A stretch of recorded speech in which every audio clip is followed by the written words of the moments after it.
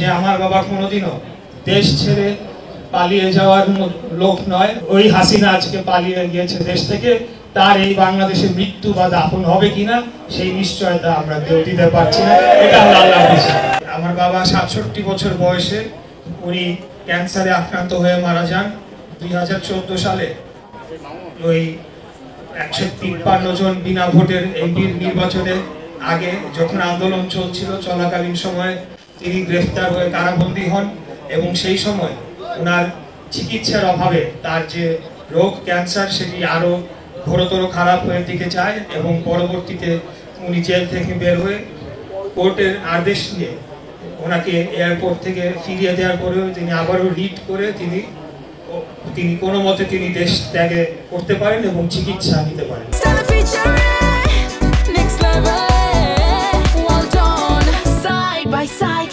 হায়াত মওত আল্লাহর হাতে, কিন্তু এতটুকু বলতে পারি উনি যে পরিস্থিতিতে দেশ থেকে চলে গিয়েছিলেন এর পরবর্তীতে তার অবস্থা জানার পরে আমাদের পক্ষে, পরিবারের পক্ষ থেকে ওনাকে দেশে আসতে দেওয়াটা আসলে কোনোভাবেই সম্ভব ছিল না, যার কারণে আমরা তাকে দেশে আসতে দেই না। কথাটি এই জন্য বললাম যে আমার বাবা কোনোদিনও দেশ ছেড়ে পালিয়ে যাওয়ার লোক নয়, বা উনি দেশ থেকে চলে গিয়েছেন এবং বাংলাদেশে আন্দোলন সংগ্রামে সম্পৃক্ত ছিলেন না, এরকম নয়। উনি চলে যাওয়ার পর 2015 সালে যখন আমাদের নেত্রী বেগম খালেদা জিয়াকে 3 মাস গুলশানে তার অফিসে বন্দি করে যখন রাখা হয়েছিল আন্দোলনের সময়, তখনও আমি দেখেছি যে আমার বাবাকে ম্যাডাম খালেদা জিয়া উনি সরাসরি ফোন দিয়েছিলেন এবং বিভিন্ন দিক নির্দেশনা দিয়েছিলেন, যেটি উনি সেখানে বসে তার দায়িত্বটুকু পালন করার চেষ্টা করেছেন। পরবর্তীতে ওনার মৃত্যু ঠিক আগ দিয়ে আমরা ওনার পাসপোর্টের আবেদন করি। উনি দেশে আসার ইচ্ছা প্রকাশ করেছিলেন, কিন্তু পুলিশ স্বৈরাচারী হাসিনা ওনাকে দেশে আসতে দেয় নাই, দেশে মৃত্যুবরণ করতে দেয় নাই। ওনার দীর্ঘদিনের রাজনৈতিক সহযোদ্ধা, পরিবার পরিজন, বন্ধু, পাড়া প্রতিবেশী কারোর সাথে শেষ দেখাটি করতে দেয় না। আজকে ভাগ্যের কি নির্মম পরিহাস এবং আল্লাহর কি বিচার, ওই হাসিনা আজকে পালিয়ে গিয়েছে দেশ থেকে, তার এই বাংলাদেশে মৃত্যু বা দাফন হবে কিনা সেই নিশ্চয়তা আমরা কেউ দিতে পারছি না।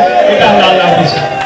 তো যাই হোক, আজকে আমার বাবা যদি জীবিত থাকতেন হয়তো আমি নির্বাচনও করতাম না, রাজনীতিতে এত তাড়াতাড়ি আসতাম না। তাই আমি আমার নেত্রী দেশনেত্রী বেগম খালেদা জিয়া এবং আমাদের নেতা দেশনায়ক তারেক রহমানকে আন্তরিকভাবে ধন্যবাদ জানাতে চাই। খুব সম্ভবত আমার বাবার স্মৃতির প্রতি ওনারা স্মরণ রেখেই আমাকে ঢাকা 6 থেকে প্রাথমিকভাবে মনোনয়ন দিয়েছেন। আমি আপনাদের অনুরোধ জানাবো যে ঢাকা মহানগর দক্ষিণ বিএনপি আমরা দীর্ঘদিন যাবৎ লড়াই সংগ্রাম সবকিছু একসাথে পাশাপাশি করে আসছি। দল যাকেই মনোনয়ন দেখ বা না দেখ, আমরা ইনশাল্লাহ ধানের শীষের প্রার্থীদের বিজয়ী করার জন্য ঢাকা মহানগর দক্ষিণ বিএনপির পক্ষ থেকে সর্বোচ্চ ধরনের প্রচারণা এবং নির্বাচনের অন্যান্য যে ধরনের প্রস্তুতি প্রয়োজন সেটি আমরা করবো ইনশাআল্লাহ। আমি সর্বশেষ আপনাদের কাছে আমার বাবার আত্মার মাগফিরাত কামনা করে দোয়া চেয়ে বক্তব্য শেষ করছি। খোদা হাফেজ।